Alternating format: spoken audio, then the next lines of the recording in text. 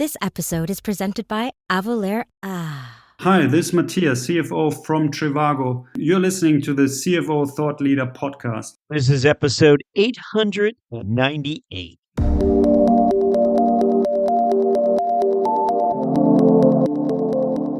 And we're on the beginning edge of being proactively persuasive. Part of how we get there is data science, but not only data science. By building strong partnerships, can we anticipate the needs of the business? And so my hope would be that in 12 months, we've automated a lot of our pipelines so that they're not so difficult to transport. Look, the payments world and our unique competitive advantage means we have hundreds of data pipelines that we analyze. And so getting those automated, getting those integrated, and getting those democratized in a way that all of our stakeholders across the company can consume and self-serve in a reliable and secure manner. I would love for that to be something that could be said of the team in 12 months. Hi, it's Jack. On today's show, we speak with Russell Lester, CFO of Versapay. When Russell Lester joined Intuit's Data Insights team back in 2009, his appointment validated a data analytics career path Lester had first stepped foot on back in the early 2000s. Once looked upon as a siloed specialization, Lester's customer-centric data analytics resume was now capable of opening doors for both operational as well as finance roles. You'll hear that story and much more on today's episode. We'll begin after this.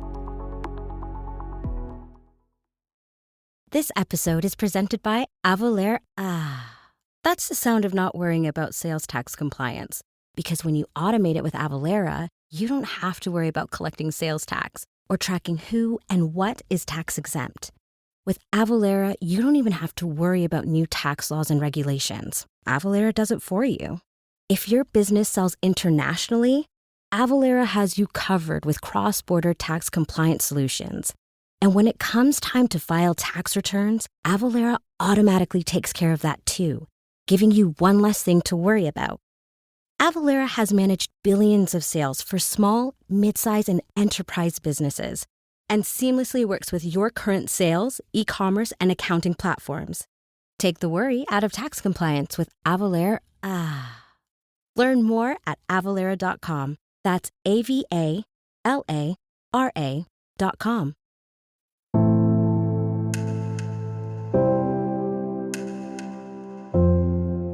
Hello, we're speaking with Russell Lester, CFO of Versapay. Russell, welcome. Thank you so much, Jack. Appreciate the time today. So, Russell, we always begin by asking our guests to look back for us, and we're trying to identify what experiences of yours you feel prepared you best for this role. Take us back. What comes to mind? Great question. And I should begin by saying I never set out to be a chief financial officer, which might sound ironic. I worked full-time while getting my undergraduate degree, and that was from Kennesaw State University. And my undergraduate degree was actually in marketing, which is not a popular choice for people pursuing careers in finance. But I had the opportunity to work full-time at a German embroidery supplies company as an accountant. And I didn't realize it at the time, but I was being exposed to currency exchange, a commoditized industry. I'm not sure you could get more commoditized than embroidery supplies, international structures and multiple entities. And I had the opportunity to be essentially a staff accountant while getting my marketing degree. So that's where it started. And I had a leader there. As I was moving on to a new opportunity, he said, well, if you connect yourself to the numbers, you will always have a job. And I remembered that it was really my first job out of high school. And I said, well, I'm going to endeavor to always connect myself to the numbers. So that's where the journey began. Great advice for us there. Thank you, Russell. What happens next? You is it pretty clear you're on a different path than marketing, or no, not yet? Not quite yet. In fact, I had this great opportunity to work for a software company that was receiving marketing funds from different large hardware and software distributors. And it was my job to partner with marketers in the region to assess the viability of their marketing program. So, what a fascinating fit for someone. It was really fortuitous. Here I was getting a marketing degree, but loved numbers. So, it allowed me to combine the two and get really great exposure to conversations with key marketing leaders to understand what drives a great marketing campaign. I stayed there for a couple of years, and then I started what was a decade-long career at a company named Harland Clarke. They're in the financial services space. I think they now go by the brand Vericast.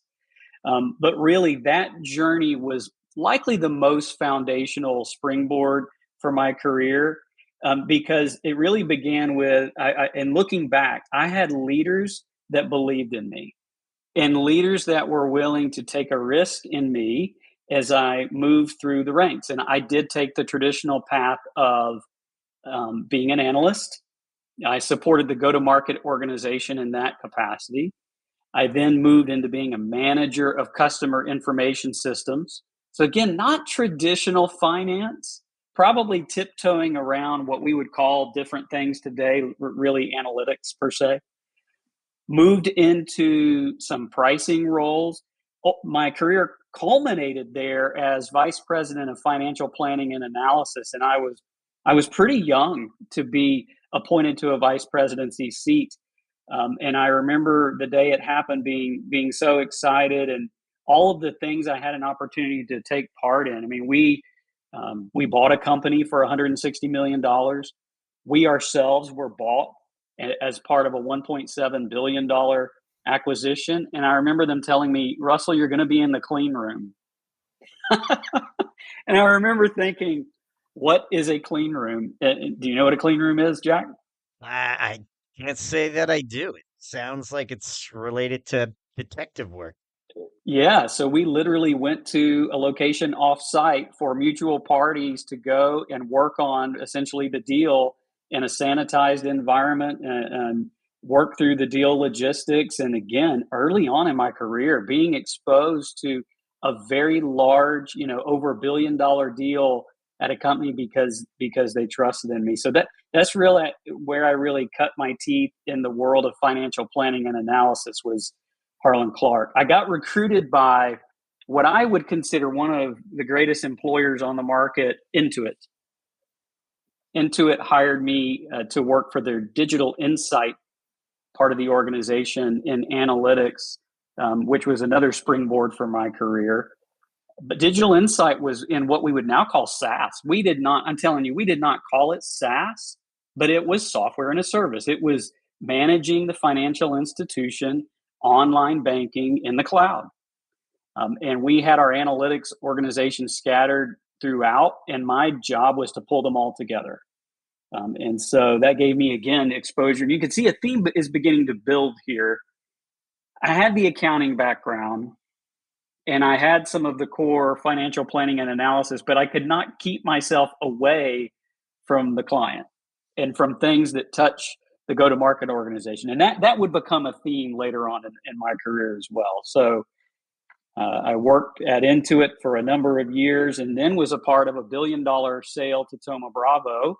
That's a very famous transaction because 4 months later, we then sold to NCR for $1.6 billion. So again, finding myself at a company giving me opportunities to do really interesting work. And then the pivot point happened.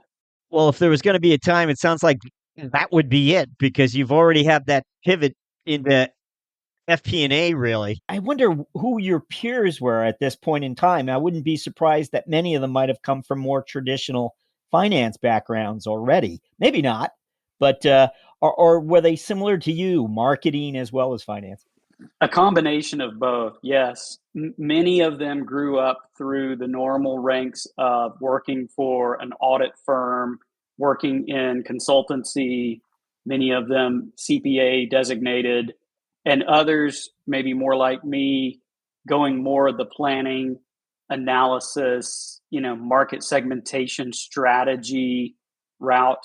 And that really scratched the itch, which is why I got my undergrad in marketing, ended up getting my MBA also from Kennesaw State. But I worked with people that spanned those tracks. It gave me that knowledge that you can grow up through the finance organization in a variety of different paths. That's one of the beauties of being in finance. Well, at this place in time, though, you're not. Do you think you're on the CFO path yet? Not really, or are you? No, not at all. In fact, the inertia was towards analytics, and the world was moving towards analytics, and my fascination was ever increasingly towards analytics because the tools that were cropping up in the marketplace and the democratized nature of data was fascinating to me. I mean, I grew up in the ranks where people would ask for information and you'd go off and run the analysis and bring it back to them. And the world was evolving to a case where we were teaching people to go and serve up the data for themselves and building infrastructures to do that. And the scalability that would allow and the additional curiosity and questioning that would allow was interesting to me. But I did not see myself as on a CFO track at all. In fact, the next move that I made, I figured, 1 year after making that move, that it was really a career mistake and that I would never be CFO.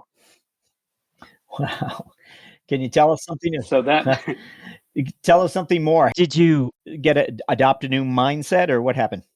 Sure. So a former colleague from Intuit had reached out and was helping create a startup in the Atlanta market in the VoIP space, voice over internet protocol space, for serving SMBs, small businesses. And I was employee number 2. So I went from being part of multi-billion-dollar organizations with established structures, moving into startup world with no structure. And here's the catch, not in a finance role. I was hired to head up operations of all things. And looking back, this is actually a key piece of advice that I'll touch on later in our conversation. But I took on an operating role, standing up systems, tools, and processes that were doing what? They were empowering the client journey. So the reason I found myself in that role was my fascination in all things go-to-market, all things client-touching, client-facing. And remember the earlier advice, someone said, connect yourself to numbers and you'll always have a job. Well, someone else gave me advice and they said, connect yourself to the customer and you will never go hungry. And I combined that advice and said, can I find a role that lets me do both? And I realized that operations let me do both. And it taught me things about the company that I didn't realize I did not understand fully in just being in a pure finance role. Well, that's great. Great background for us. I like that. Attach yourself to the customer. And that's certainly what so many finance leaders have done over the last decade, particularly in the SaaS realm, we know. But please continue. I know we're close to the CFO office. At the same time, when you do enter the CFO office, you had been with the company as a vice president of finance and still analytics. Analytics is your sort of your door of entry still. Is that right? It is. So I moved on from that VoIP opportunity to work for a sales and marketing automation company named Keep. It was again in an operations role. So all told, I really did like a 3.5, 4-year rotational assignment into operations, and a finance opportunity opened in the analytics world. That was my foot in the door, as you said. And for that company, it was a need to mature the analytics mindset and thinking. Again, analytics scattered throughout the company. No single source of truth. No assimilation of what the data is actually telling us. And so I worked formally in finance. There was a search going on for CFO. And I meet with mentors. I meet with mentors that are career-based mentors and personal mentors. And I was meeting with my personal mentor, Glenn, and having a conversation with Glenn. And he said, maybe you're the CFO. And I remember thinking, Glenn, I'm not a CFO. I mean, there are people far more qualified than me. He said, that's not what I see. What I see is someone that's one of the hardest working people I know, that asks great questions and has an insatiable hunger to know the answer to things. And I think you're already doing the work. I said, well, what do I do? He said, go have a conversation with the board. And so I did. And they selected me to be chief financial officer. Wow, that is a great story. And it is a unique path that you took. We've heard similar paths, but rarely. So you currently have had 3 CFO chapters, including the present one with Versapay, but also at Calendly. Yeah, Calendly was an interesting one because it was so hyper growth and really kind of a banner achievement for my career that I'm pretty proud of the work done at Calendly, which was then a springboard to joining Versapay. Were there recruiters involved along the way? Yes. So I was at Chief Financial Officer doing well, and I did have a recruiter reach out and talk to me about the Calendly opportunity. And I turned the recruiter down, and the recruiter was persistent and said, this is a huge opportunity you should not pass up. And when I pressed into it more, I realized that Calendly was creating a market in this ability of connecting people's schedules together, external scheduling. And I became fascinated with the product-led growth. So PLG was not familiar to me with the other companies I had worked for. And so I joined Calendly, which was a PLG company, and I got to be their CFO. I consider it an honor for the time that I served there. And in that time, we raised $350 million in a Series B at a value of over $3 billion. And that opportunity was my springboard to becoming a leader at Versapay and eventually CFO at Versapay. Wow, great story for us. Thank you for that. Let's jump to our business segment where we'll just begin asking you about Versapay. If you wouldn't mind, tell us about it. What does this company do? What it's about today? Yeah, so Versapay is the leader in collaborative accounts receivable. Versapay's collaborative AR network, this is the first solution that empowers what we call the genius of teams. And what does that mean? It means we bridge together this gap that exists between supplier and buyer. And if you think about the way the purchasing process works, both sides, the AP side and the AR side, there's that gap that exists. And our focus is creating a shared digital experience to facilitate the flow of funds in that journey. We're owned by Great Hill Partners. They are great partners. We have offices in Toronto and Atlanta and Miami, and we serve over 9,000 clients, and we have over 1 million buyers engaged on our network. Well, you arrive at Versapay, and you're only there 9 months as their head of FP&A, I'd imagine, and then you step into the CFO role. A nice way to get to know the business, I'd imagine. At the same time, are there changes that you decided to make when you consider the finance function specifically, whether you reorganized it or not? What were your steps?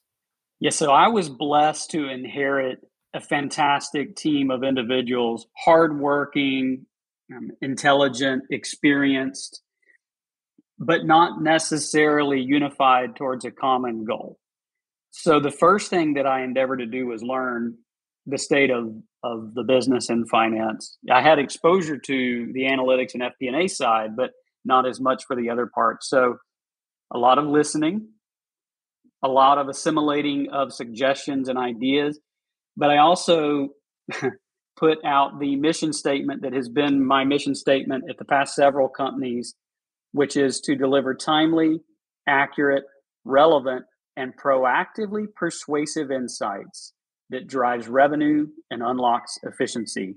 I unified the company around that mission statement and helped move the finance team in the direction of delivering those proactively persuasive insights, because that's the hardest. I consider it the gold standard of the finance function, because so much of what we had been doing was reacting. We were vulnerable.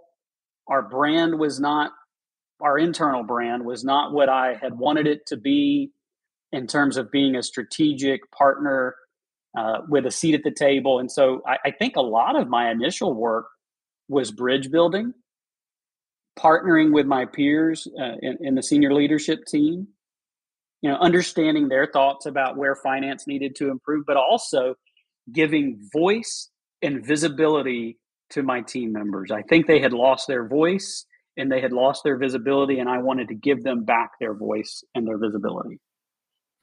So, and this is interesting. I'm curious as to, the roles those team members might have played. And I'm just thinking that, again, here's where we ordinarily talk about lines of sight and the different metrics. This being a SaaS organization, I'm thinking it's the usual unit economics that we hear about.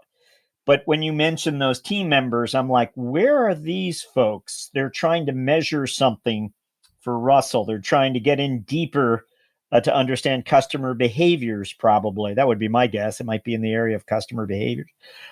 Maybe it's another area. Those team members, where do they reside, and how are you making them proactively persuasive?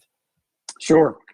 So we have team members throughout Canada and the United States. We're a distributed team. We work remotely and collaboratively through a number of tools. They would be traditional revenue accounting and cost accounting and consolidation.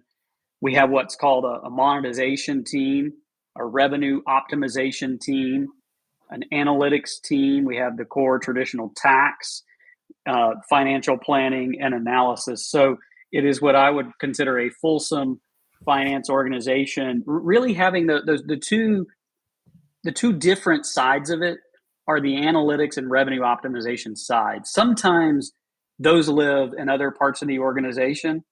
I will always advocate for analytics to be a part of finance.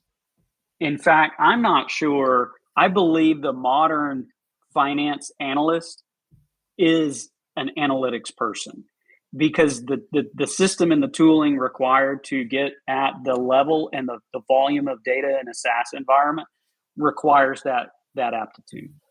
Can I ask, do you use, we frequently hear the phrase data insights, the data insights team. Is this the same as the analytics team in your mind?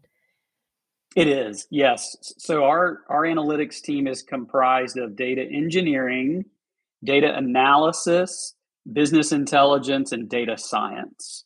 So to me, it spans the full spectrum of, you have the traditional extraction, transformation, and loading of data on the data engineering side.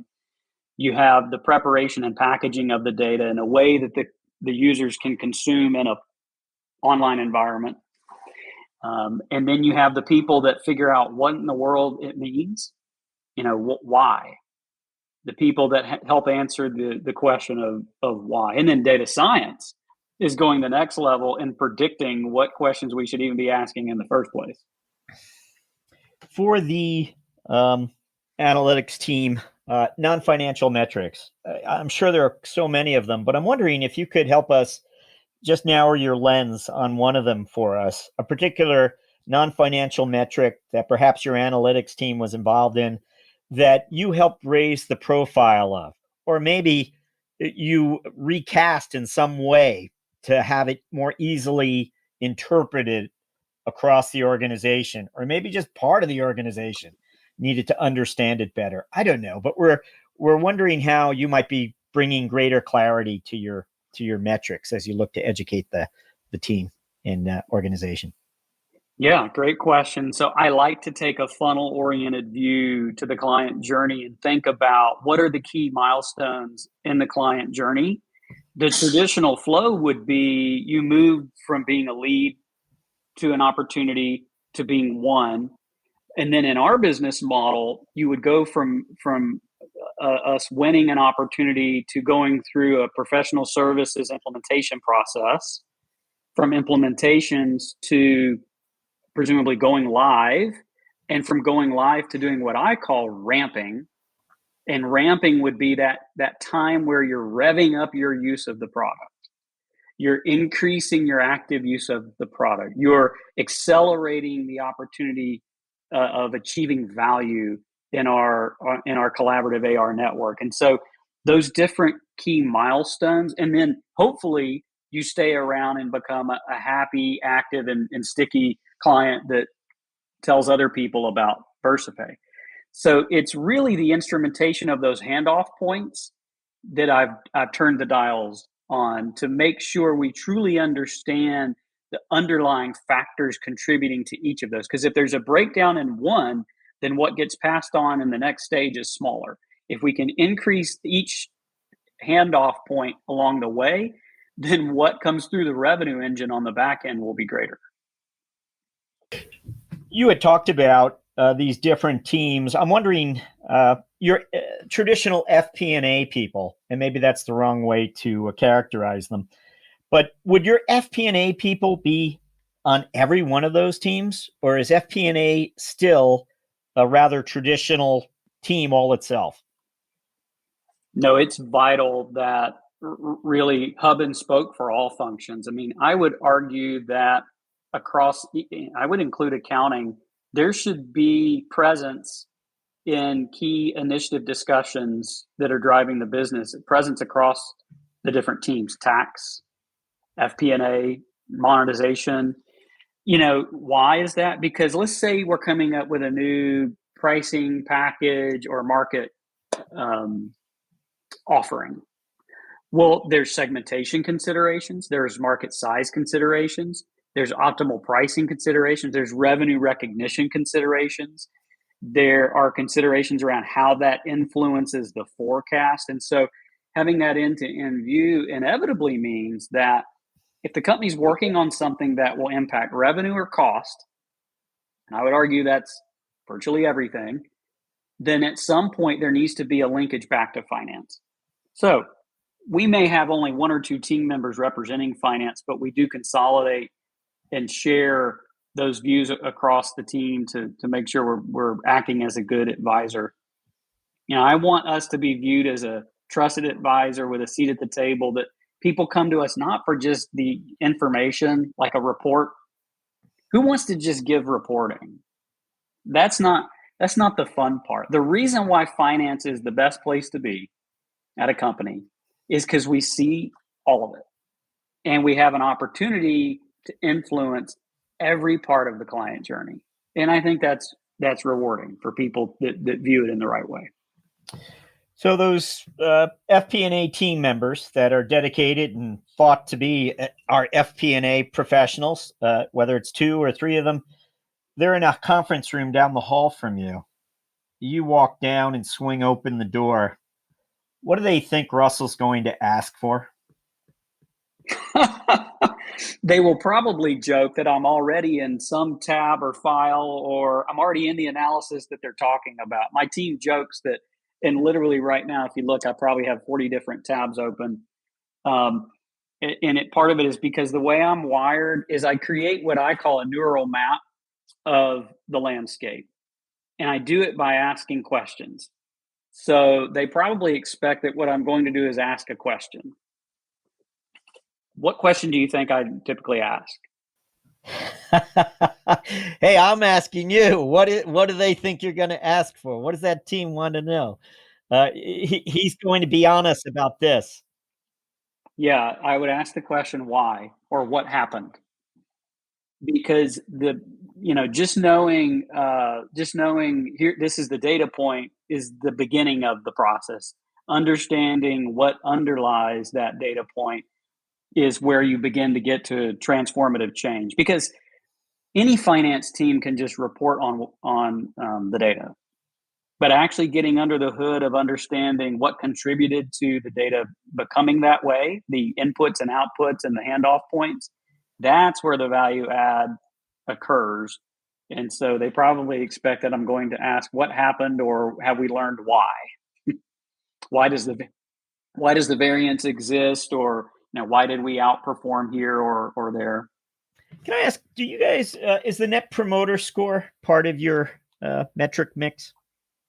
It is both employee net promoter and client net promoter. And in fact, recently, the senior leadership team and we were reading verbatim comments from our net promoter directly. And it's incredibly informative to get as close as you can to the client and how they feel as possible.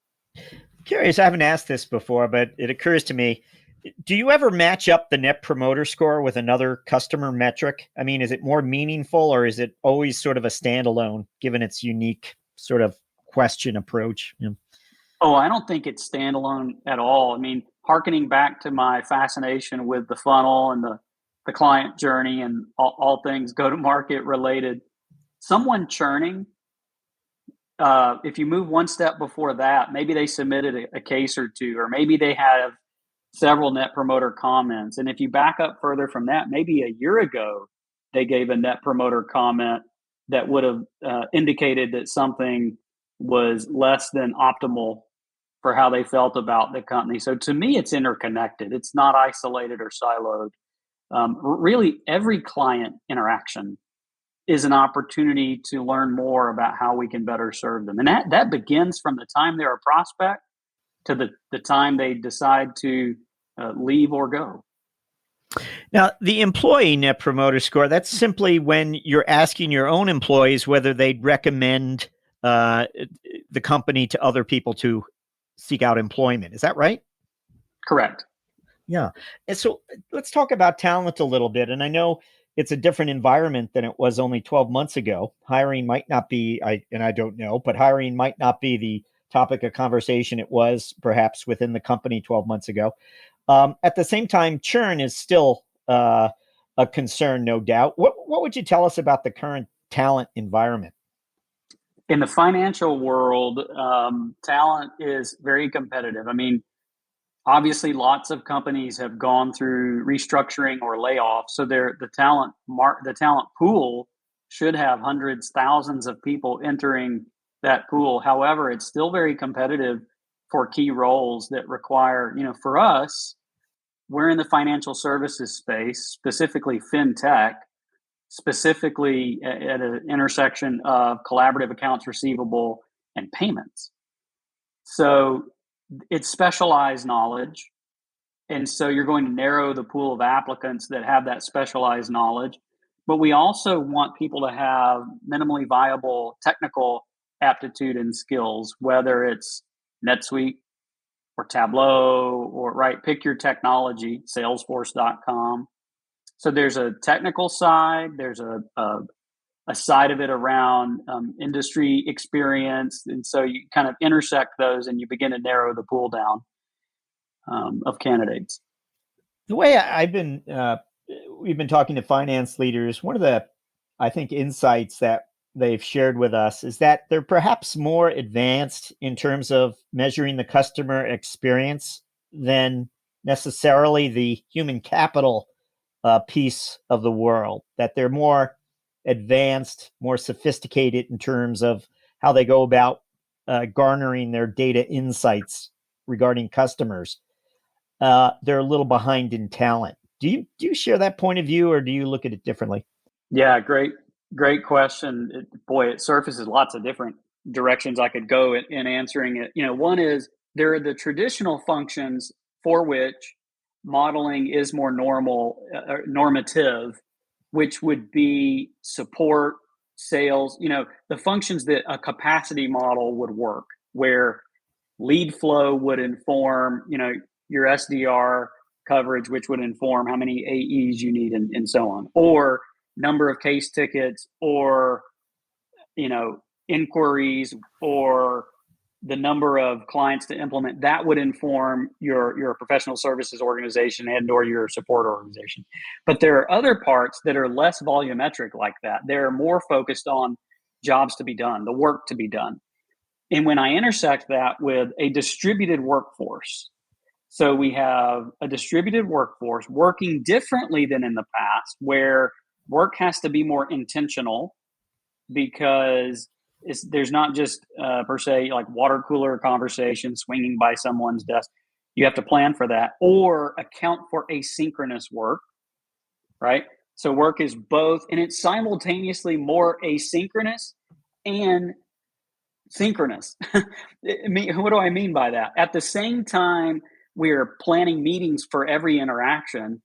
We're also asynchronously getting Slack messages about topics. And so the ability for people to have helicopter skills is really important. And do you know what I mean when I say helicopter? Just arriving at any time in a different situation or dynamic going on. Yeah. Exactly.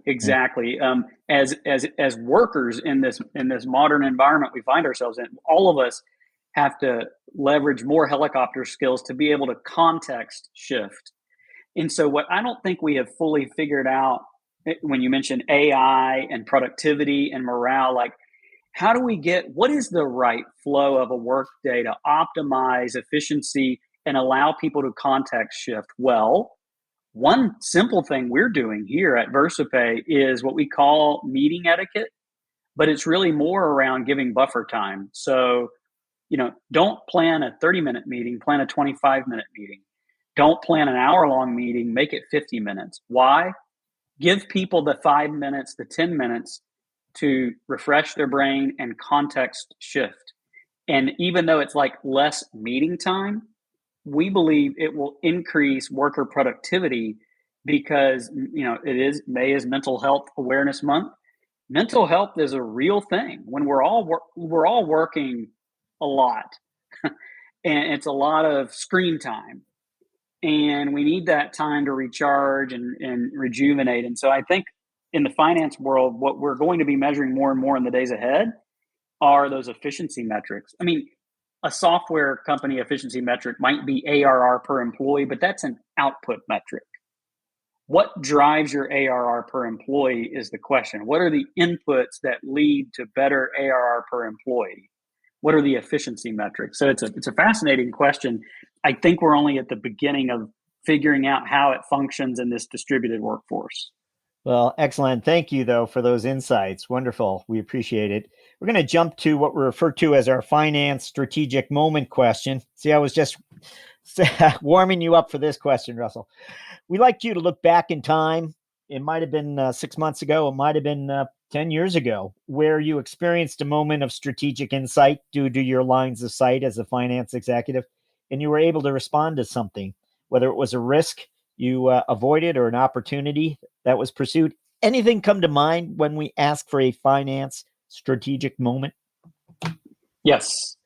I remember being in the middle of transitioning out of working for multi-billion-dollar companies and moving into the startup world, smaller companies, operational work that I really had little to no prior experience, and that's a vulnerable place to be. Anytime we're learning something new, there's great vulnerability. And there's the potential and there is the certainty and potential of failure or getting some things wrong. And I remember thinking, I don't have what it takes to take this new direction in my career. And I was genuinely suffering from what people call imposter syndrome. And my leader at the time said, Russell, I hired you because you're the hardest working person I know and you get stuff done. And I started to reflect on that. This leader believed in me, but I didn't believe in myself. Even though I was one of the youngest promoted VPs of FP&A back at a previous company, one of the youngest to attend my executive MBA, I had no shortage of proving myself in my career.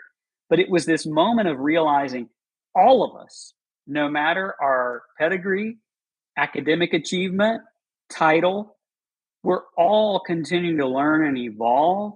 And I'm not going to be the smartest person in the room, and I don't need to be.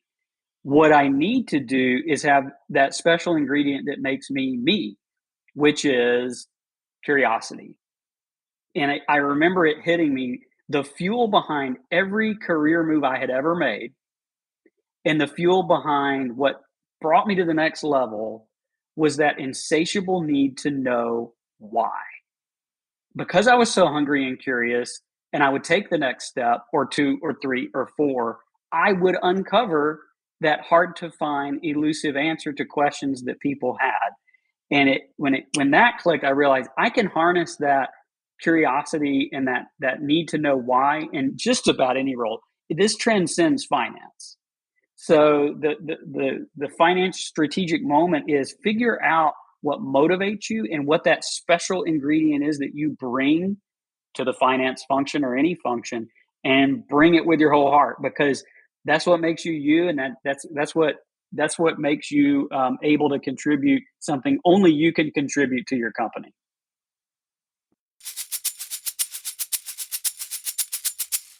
From episode 769, this is 1 Minute with Harold Chen, CFO of Blovin. We went public in April. Simultaneous with that, we acquired a $1 billion software company in Germany at the same time. Most people wouldn't try to do that. We just closed on another $1 billion transaction on January 1st of this year. And the reason we can do that is because of the execution capabilities of the company, but also just the clarity of strategic thought. Very few, if any, of these deals were intermediated by bankers. These were all generally founders that we knew and CEOs that we knew that wanted to be part of the AppLovin programs.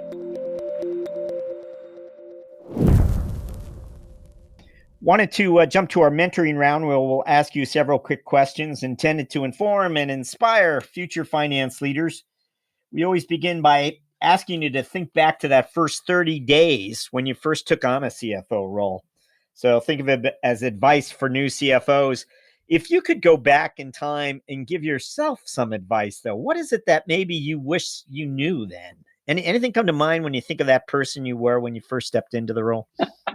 Yes, I think, and on the lighter side, I would have had far more empathy for every CFO that I have ever worked for. I think chief financial officer is among the hardest.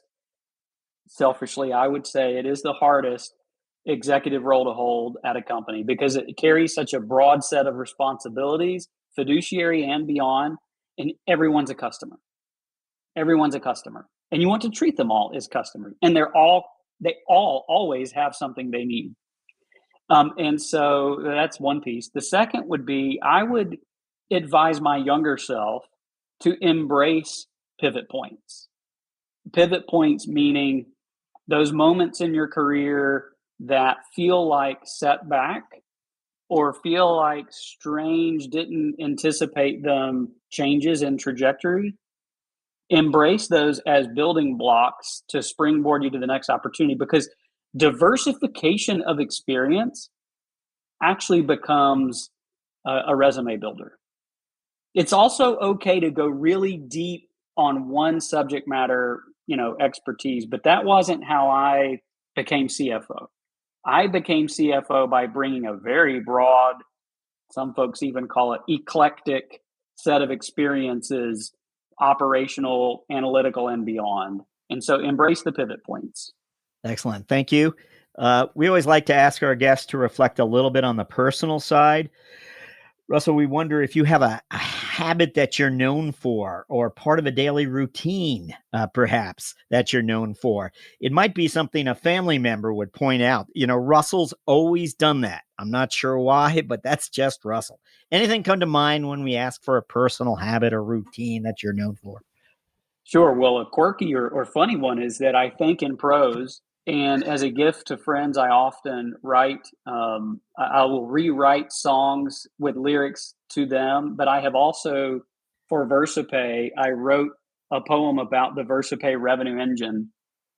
And it was, I had a lot of fun both writing it and delivering it. So that's one thing about me is I think in prose. I would also say, I like to wake up and open up the Wall Street Journal and scan very quickly every page and acclimate to it. And I would recommend any finance practitioner do that because it helps you stay on top. Inevitably, someone's going to say, did you hear about such and such? I won't give an outdated reference on the podcast here, but did you hear about whatever current event?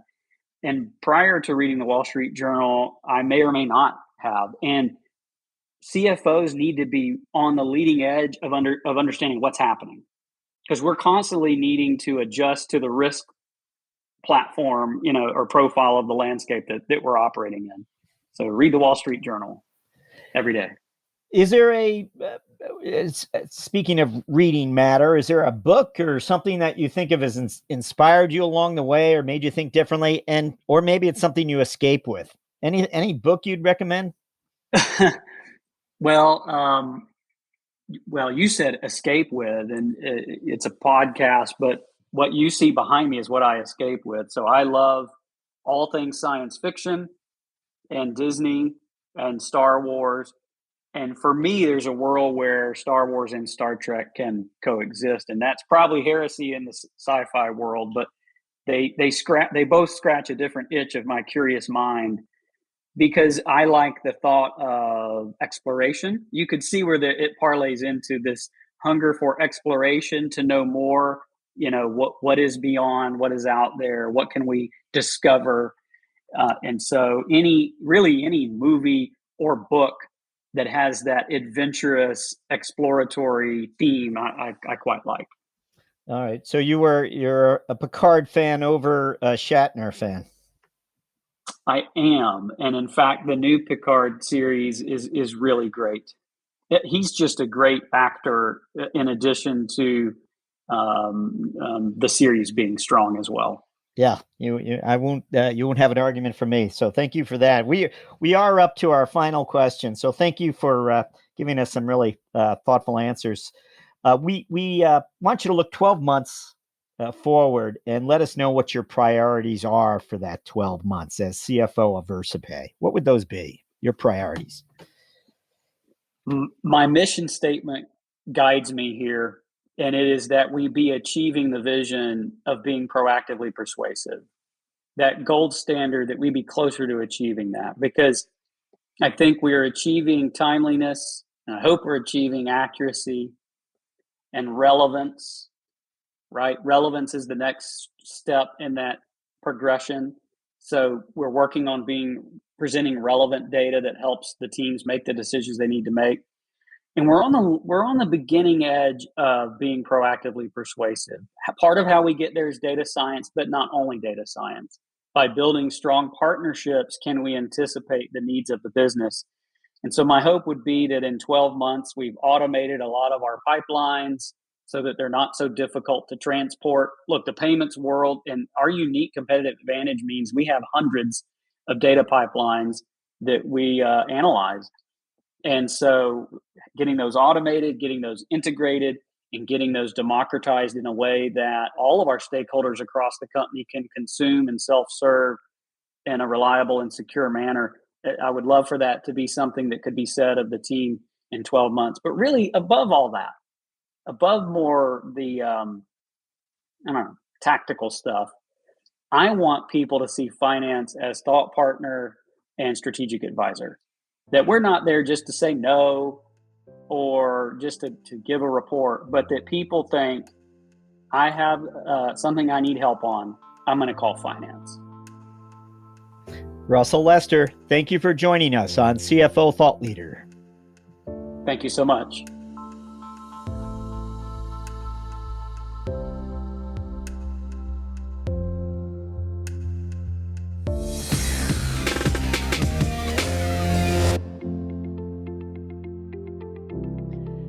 Hello, Thought Leader listeners. As you have perhaps already heard or even seen, we're now featuring the career lessons and moments of strategic insight shared by our CFO guests as Thought Leader videos. You can now find these videos on our blog at cfothoughtleader.com and, of course, our newsletters, but also on LinkedIn. If you haven't already, please go ahead and follow our CFO Thought Leader LinkedIn company page, and you'll be certain not to miss a single Thought Leader video debut. CFO Thought Leader, the #1 thought leadership platform exclusively for and by CFOs. As always, thank you for listening.